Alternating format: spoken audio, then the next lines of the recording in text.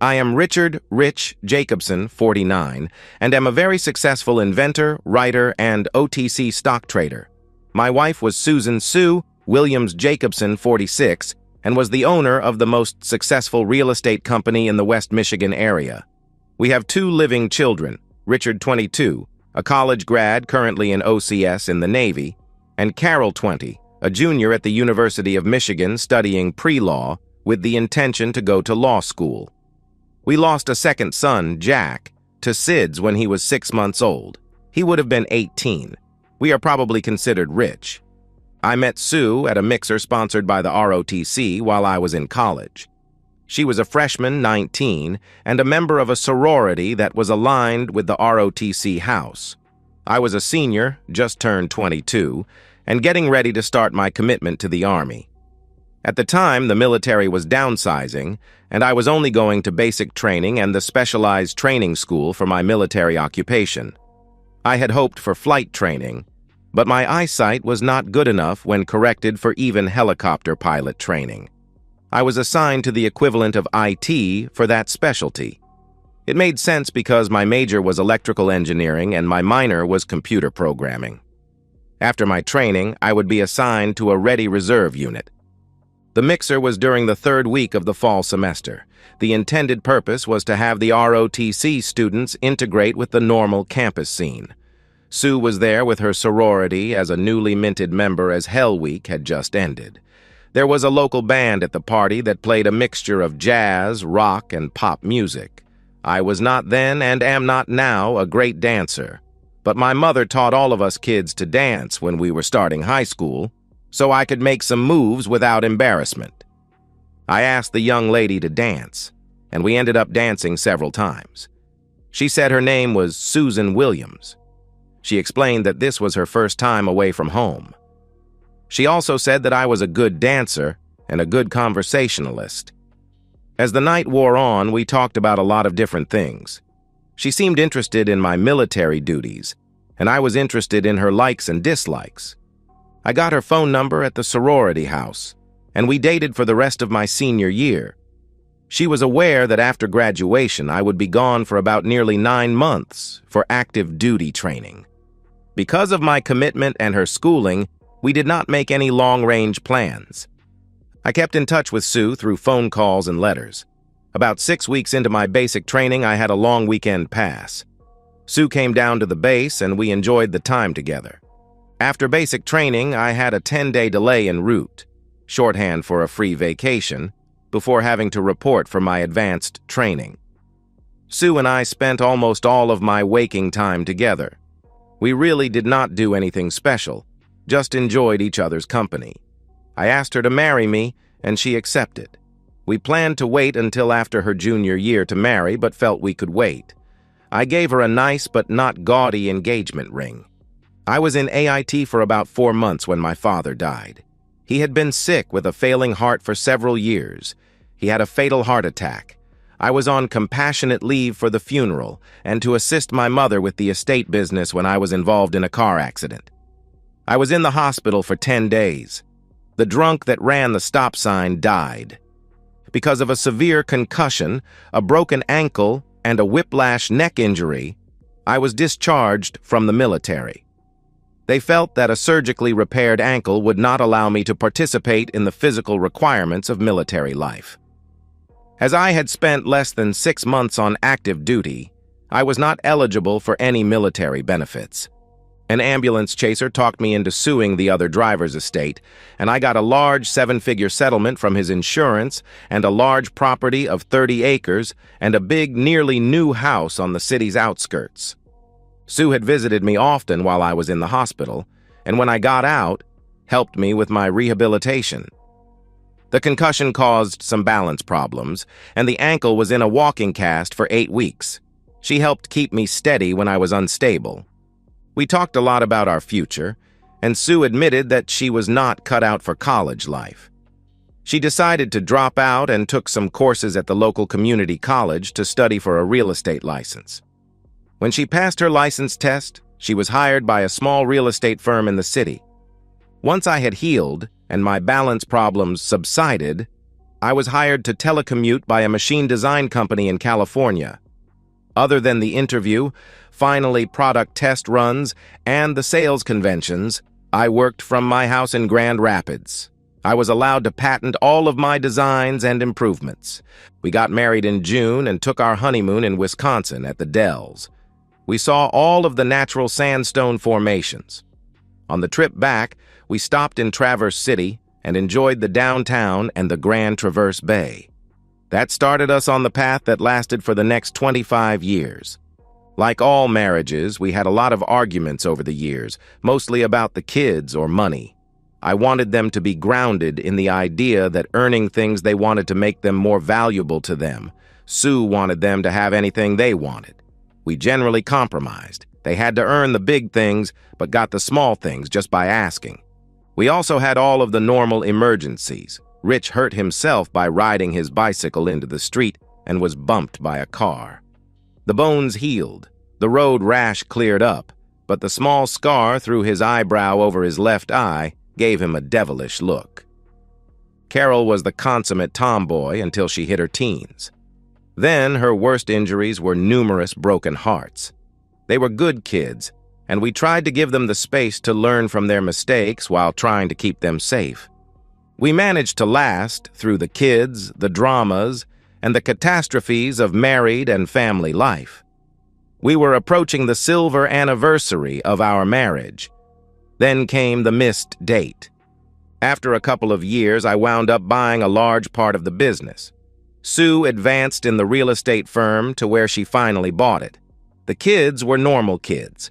I started writing because my kids told me I was a great storyteller, and they started recording and transcribing my stories when they were in high school.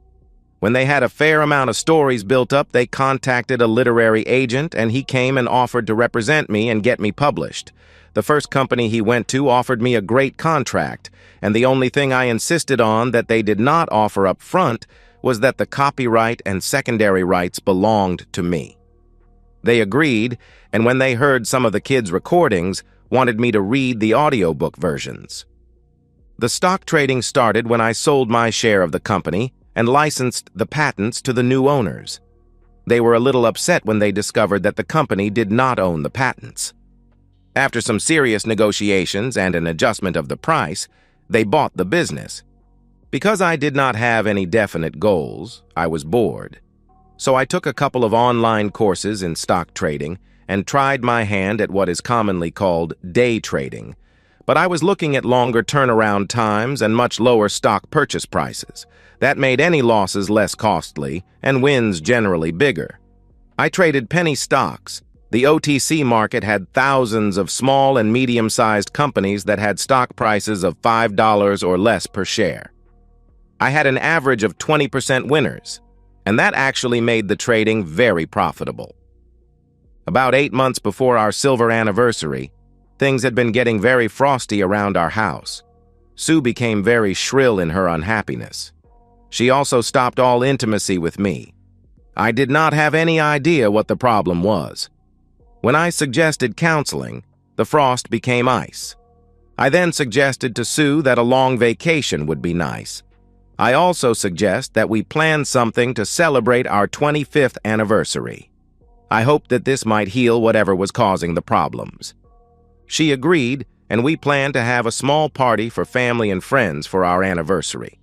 Because the anniversary would fall on the Saturday of Easter weekend, we scheduled it for the following week. I decided to get Sue a nice gift to show her how much I loved her. It was a very delicate, fine gold necklace with 5 stones. There were 2 diamonds with the kids' birthstones in between the diamonds. I then got her to agree to a nice lunch date on Saturday of our anniversary. I was headed for our lunch date with the necklace in my pocket. As I was passing an upscale shoe store, I saw her with her mother in the shop. As it was near the restaurant, I went on. I thought she would meet me as planned, so I went and got a table. The date was for 12, and when she hadn't shown up by 12:45, I knew she had forgotten the date. I ordered, ate, and went home.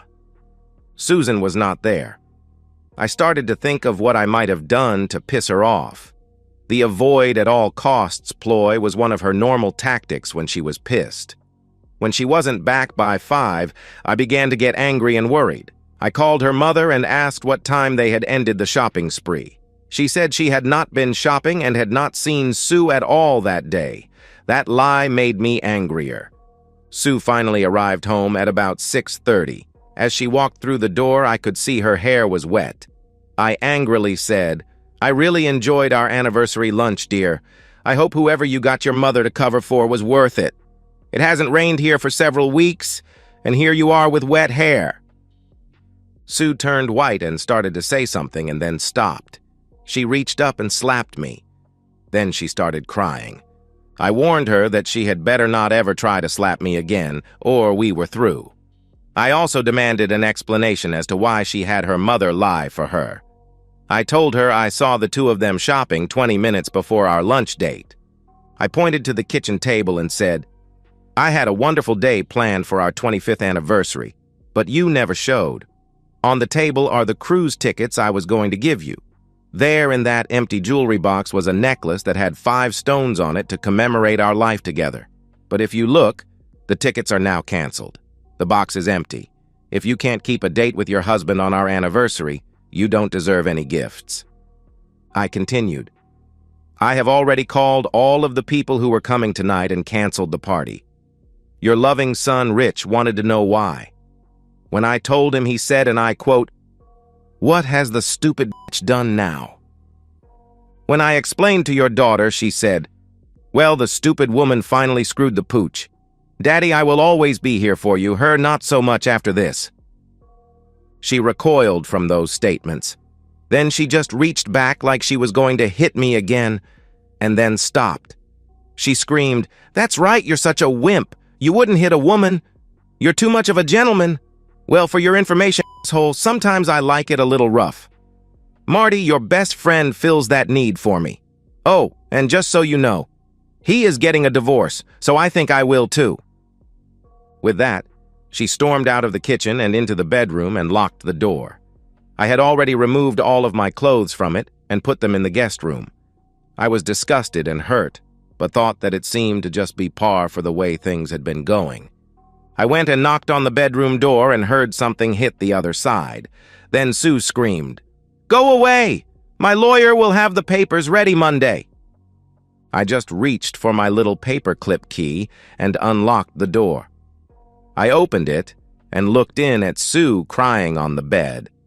I angrily said, "Happy anniversary, you just dumped the last 25 years of your life down the drain because you want to get slapped around. You have to be the dumbest woman in town. Marty's 2 ex-wives have restraining orders against him for putting each of them in the hospital. His current wife is the daughter of a policeman who has told him if he ever hurt her, he would be in jail for a long time. Do you really think that you were the first one he slapped around?" With that, I left the room and closed the door. Sue went ahead with the divorce, asking for nothing but her personal savings account. She and Marty, my ex-friend, got married the day after it was final. A year later, Marty killed her when he beat her so badly he broke a rib and a splinter punctured her heart. Marty got 15 years for second-degree murder, and I visit Sue's grave every year on what would have been our anniversary. I put a bouquet of flowers there and talk to her. I don't know if she listens, but it helps me. She was a significant part of my life and gave me 2 wonderful children. In the end, she hurt me, but I loved her. Life has a way of teaching us lessons we never anticipated.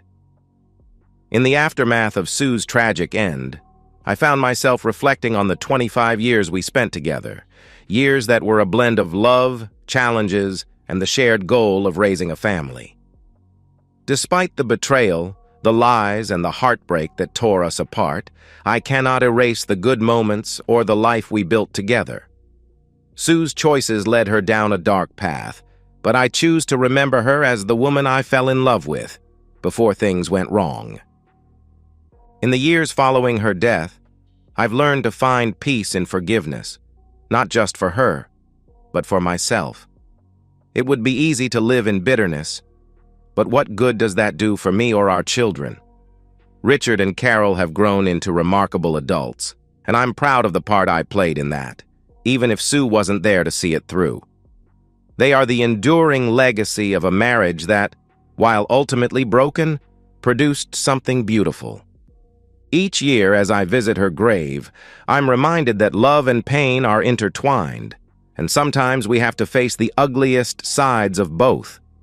I still carry the lessons of our life together, and perhaps in some way, Sue's story serves as a reminder that we are all capable of losing ourselves if we aren't careful. As for me, I continue to grow, embracing the life I have now, richer for the experiences and stronger for having endured.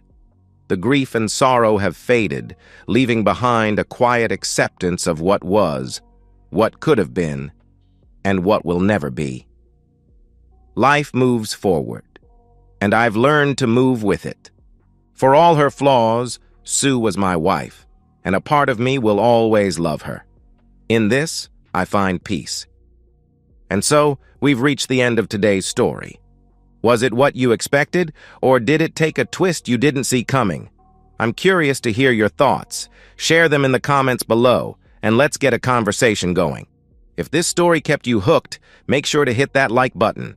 And if you're new here or just haven't subscribed yet, now's the perfect time to join our community. I bring you fresh, captivating stories every day, so click that subscribe button and turn on notifications so you never miss out. Thanks for watching, and I'll see you in the next one.